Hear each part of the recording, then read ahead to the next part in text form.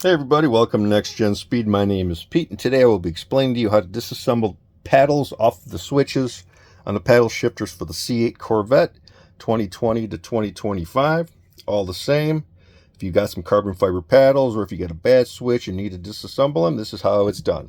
All you're going to need is a flathead screwdriver and some kind of thin punch or maybe an Allen wrench or something.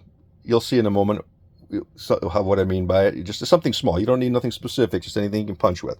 First you're going to do, you're going to go on the back of the switch, and you can see there's a black cover. You got this black cover going all the way around here. You're going to remove this cover from the switch, and you do that by taking your screwdriver, and you see that little, the grooves between that hook. You got that hook in the back. Let me see if it'll focus. Yeah, you got that hook in the back, and then you got the switch over the top. You're going to pry between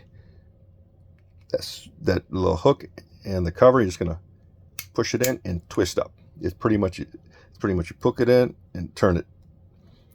Do it on both sides if they don't release. Once they release, you'll see that they're released off the bottom. You remove the switch off the top of the switch, pull it off, and it's just like that. You set it down, and in the back you have your switch.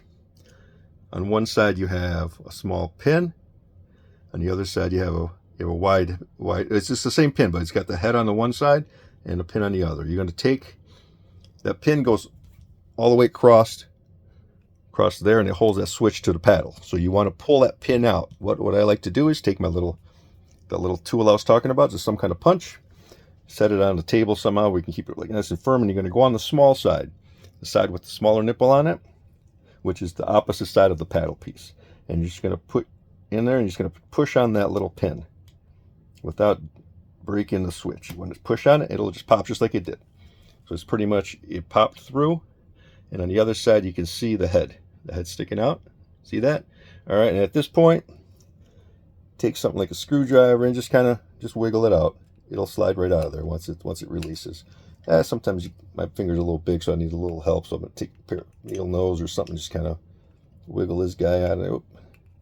Just wiggle him out, and just like that, just slides out. Just a plastic pin. Be careful. You don't want to mess up anything. Don't get too forceful with it. It's just a plastic pin that slides through and hold it in place. That's all that is. Be careful with that.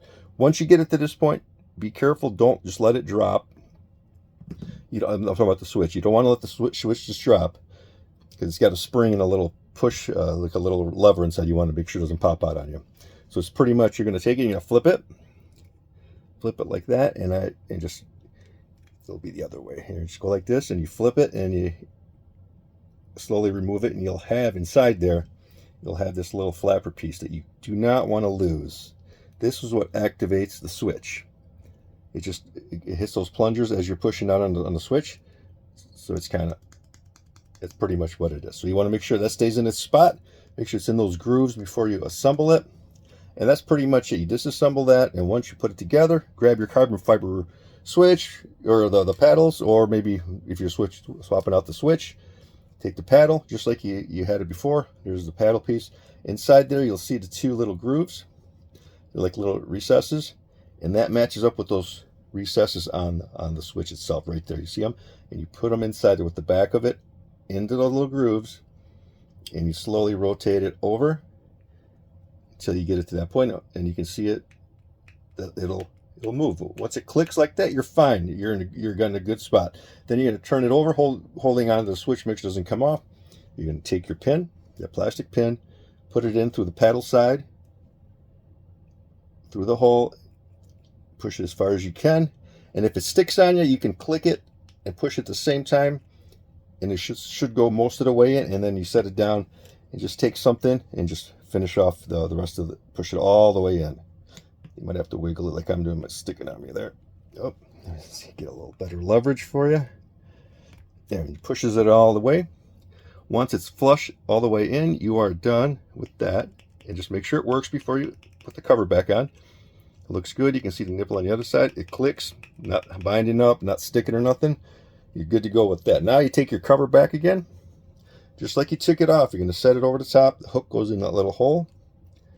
But right here, you got to be careful, because you need to lock it in place. So you got those little holes in the bottom, those two little holes.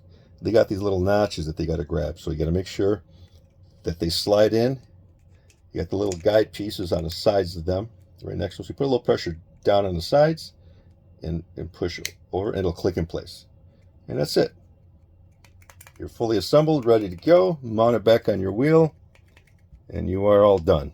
I appreciate you guys hanging out with me. Need something from us? Check us out at nextgenspeed.com, and I will see you guys later.